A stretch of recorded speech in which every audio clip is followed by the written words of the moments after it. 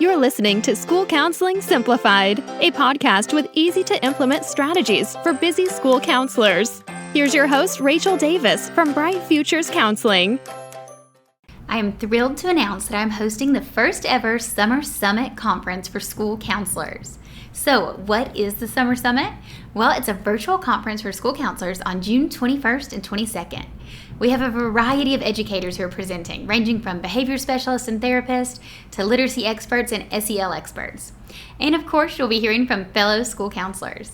It's going to be a total blast. There's going to be live Q&A sessions, giveaways, and a happy hour. I'll be drinking a mocktail, of course, since baby Hobie's on the way.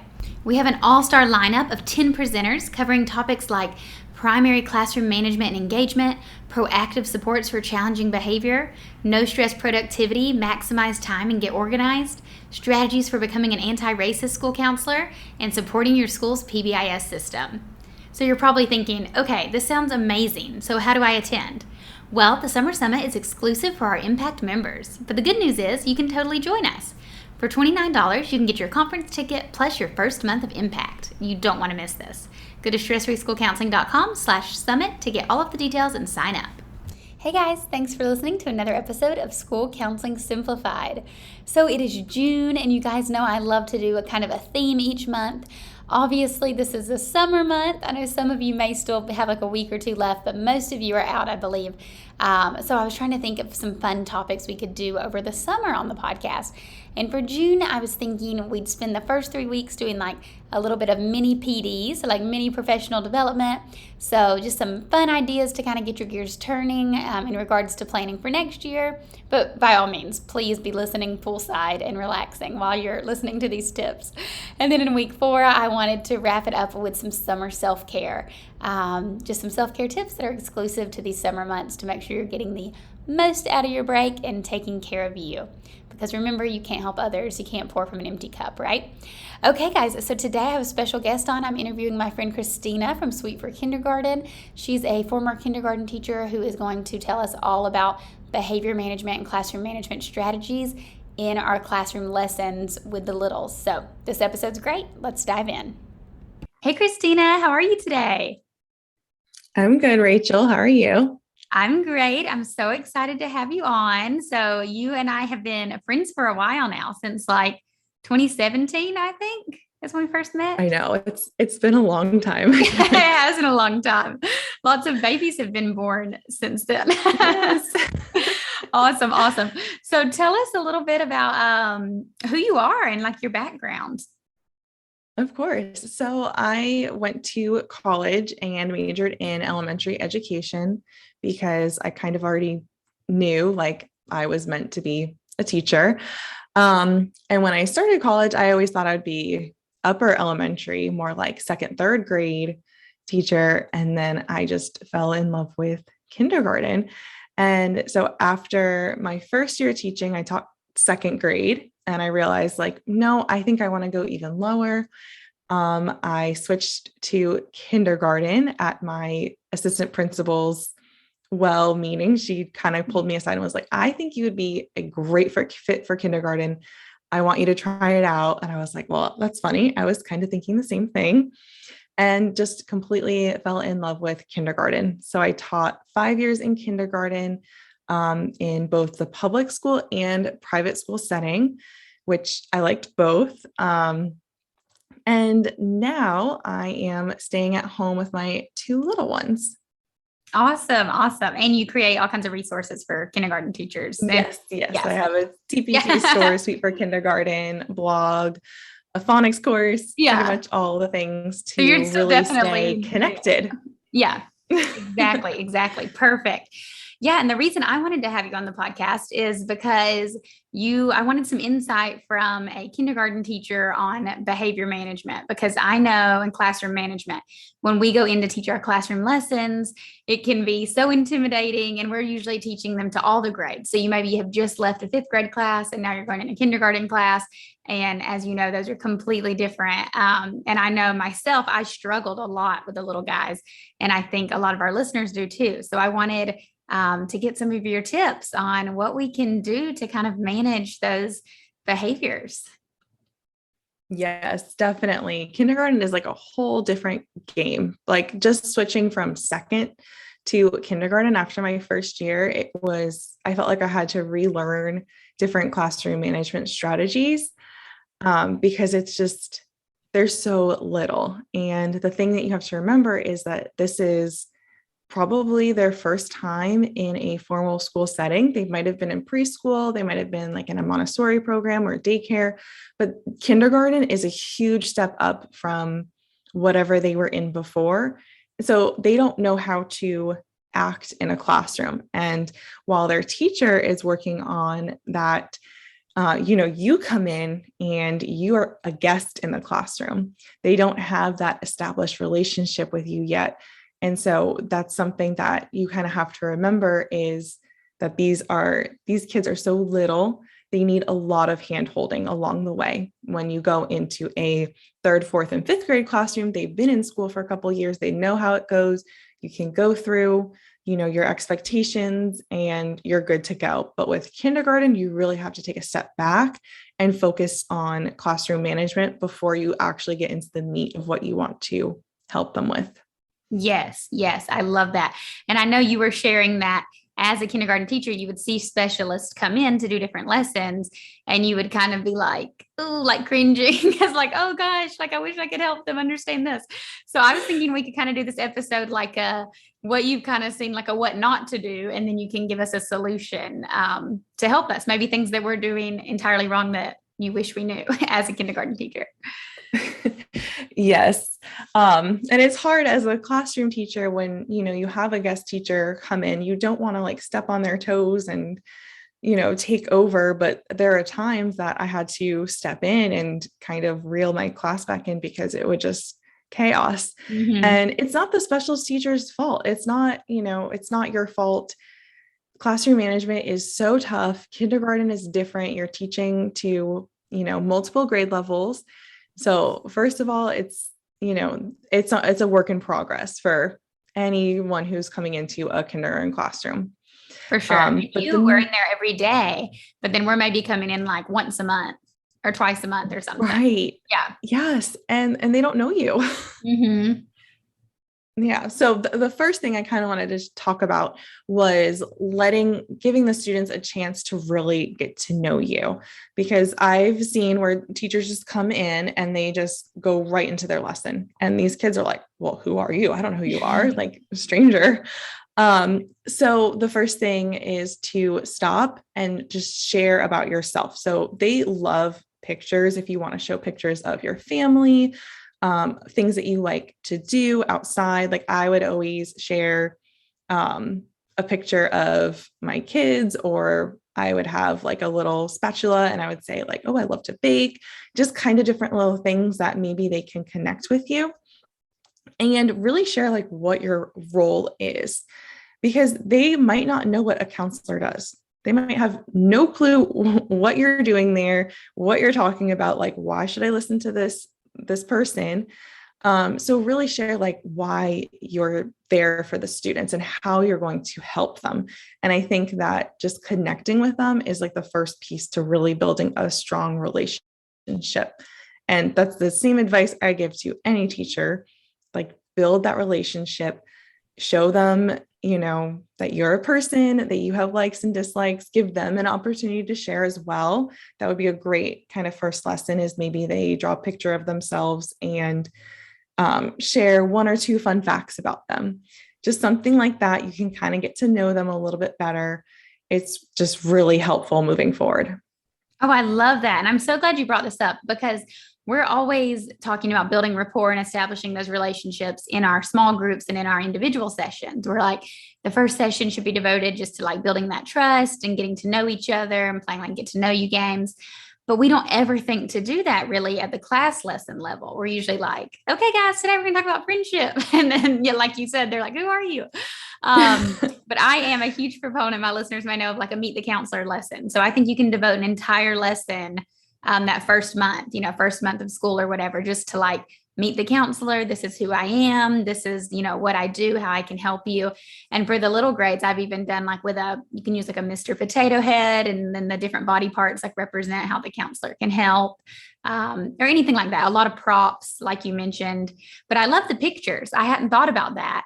It's funny when I teach to other counselors, whenever I make my presentations, I always have like an about me slide with a picture of my family and like a little bit about who I am. But I never do that with the kids. So I love that idea about using photos. Yeah, the kids love it. I know as a teacher, I did like an all about me bag, and then they would get to do their own. And I would have a couple of pictures and then a couple of little props to bring in, but then I would end up hanging those pictures in the classroom, and I would hang up some of my students' pictures too, so that they could always see like their family and they could see my family, and just it kind of built like a classroom family. Yes, I love that. Okay, this is great already. Okay, so step one is to introduce yourself. Don't forget to talk about who you are to make them feel comfortable. What's next? So again, with that very first lesson, you really need to come in and set your expectations, because you're telling them like who you are, what your role is. And you need to have some kind of behavior expectations in place. So you could either discuss with the classroom teacher, like if they have specific, like, we respect each other, we are kind to each other, we listen, things like that they say every day. That would be something that you could just kind of borrow the teachers, or you can come up with your own. So I know at one of the schools I worked at, there was a music teacher, and she had like 3 rules that the kids would sing every day, because it was music. And so they would come in, they would sit down, and she would say hello, and then they would sing their rules. And it just was a nice little reminder of how they need to be acting when they're with that guest teacher. Because, they're not always with their teacher. And sometimes when they go to another teacher, they don't quite act the same way as they act in the classroom. So it's just really good to have that reminder at the beginning of, your session, like this is how we act, and just set those firm expectations. If you are firm with them in the beginning, they won't walk all over you. Because I know with my own personal classroom management, my first year, I let them walk all over me. I was not firm at the beginning. I wanted them to like me. I wanted to be, the fun teacher, which is great, but they didn't have that respect for me as a teacher. So the next year I knew I needed to come in firm, but loving, and just, really stick to those expectations that you decide on and go from there. Yes. So good. I love that you were mentioning how we can bring our own rules or use the teacher's rules. So I've suggested this to counselors before. Obviously, it's easier on us if we have these are the counselor rules, which I like that you said the music teacher did that. But I do think for the little guys, it's almost easier just to use the teachers that they already have, because they're practicing those day after day and they're used to those expectations. So I feel like if it's the older grades, you can use your counselor rules, but for the little ones, like it's a little more effort on your part as the counselor, but just finding out what the class rules and expectations are and repeating those same ones, I think is a big help for the little guys to remember. And you probably have them hanging up in your classroom anyway. So when the counselor comes in, right. Yes. I always had the posters, and we would point to each poster as we would read it. And then it really reiterates that like, this is the same, like you have your classroom teacher, you have these guest teachers, you act the same, you have the same expectations. So I agree. I think for the younger kids, it's definitely a lot easier if you just kind of follow whatever the teacher's expectations are. Right. I love that. Okay. So good. So what is another mistake that you see counselors or other specialists doing when they come in to teach a lesson? All right. So the next one kind of goes along with the expectations, but it's establishing routines and procedures.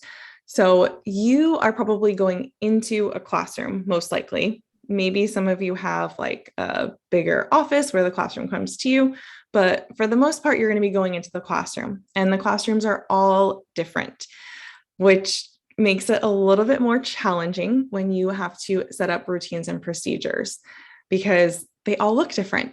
So some students might work better sitting on the carpet. Some students might do better sitting at their desks. So what you have to kind of decide is how, where will my students sit? Will they sit at the desk or at the carpet while I'm giving my lesson?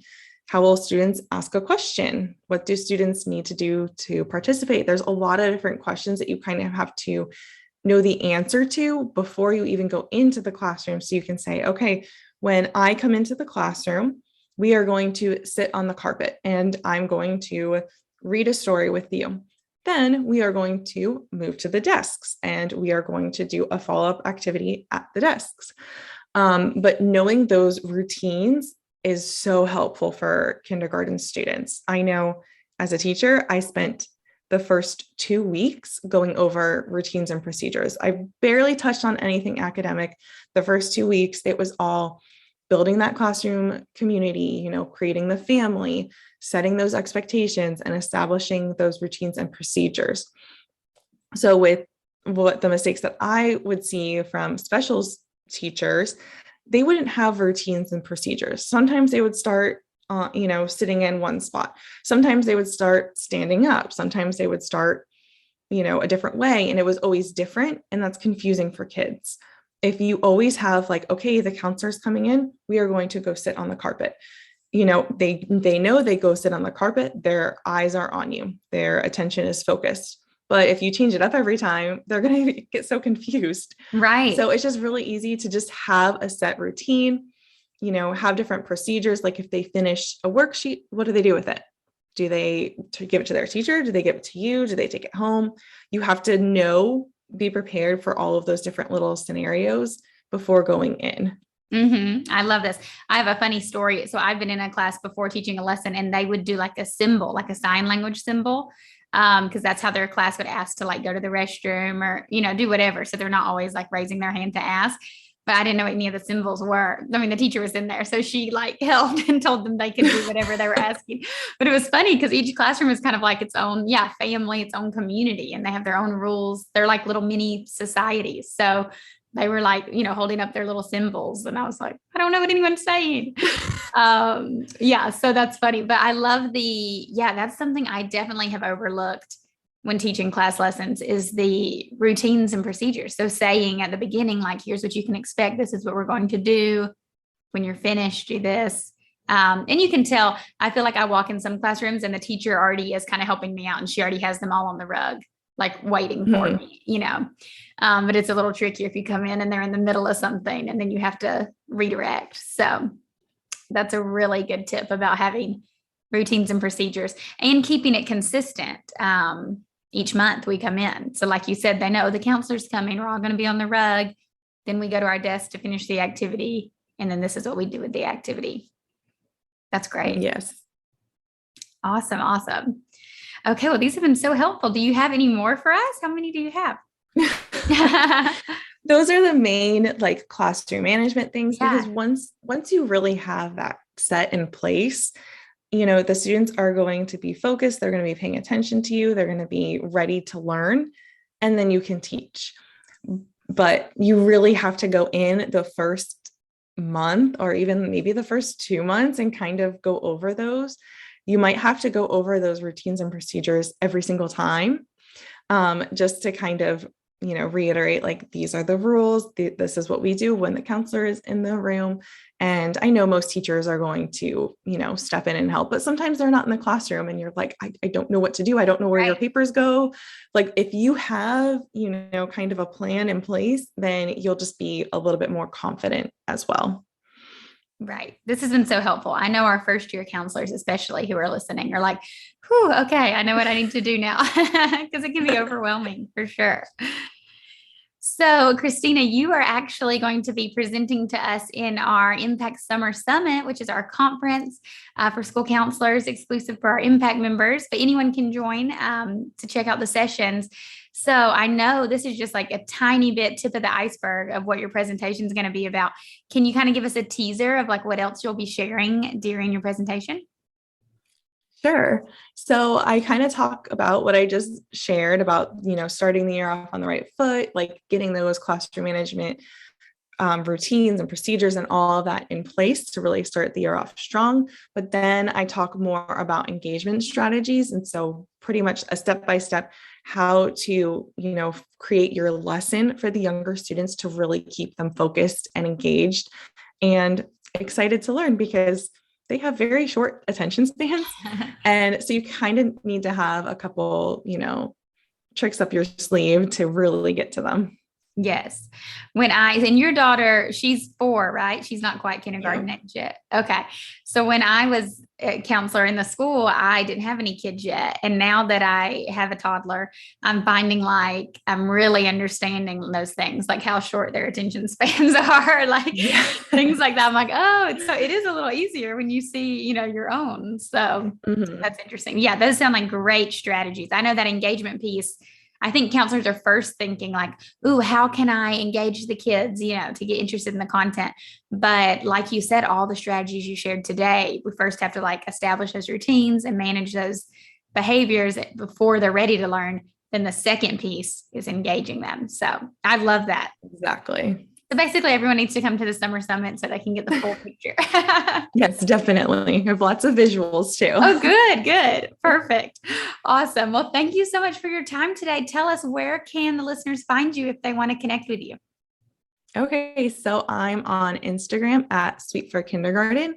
I have a blog and a TPT store, all of that, and everything is Sweet for Kindergarten. So super easy to find me. Perfect. We'll link to it on the show notes. Well, thanks again for coming on. Thanks so much for having me. I hope you guys loved hearing from Kristina as much as I did. I love the idea of using photos to kind of introduce ourselves and build rapport with the kiddos, then to set those routines and procedures and establish our, classroom community rules or our group rules. Like I said, these are things we do with our groups and individuals, but sometimes they're overlooked at the class level. So I loved this episode. Like I mentioned, Kristina is one of our presenters at the Summer Summit. That is my conference I have for school counselors later this month. It is exclusive to Impact members and free for Impact members, but it's not too late to join us. So head over to stressfreeschoolcounseling.com/summit to get all the info. You can check out who the presenters are. We have quite the lineup. Like I said, Kristina will be one. She barely talked about her topic today, but if you're interested in what she has to say, she does a super deep dive in the summit. All right, I'll talk to you next week. Thanks for listening to School Counseling Simplified. You can find the links from today's episode in the show notes.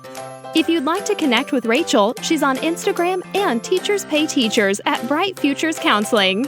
Be sure to subscribe to the podcast so you don't miss any episodes of School Counseling Simplified. Talk to you next week.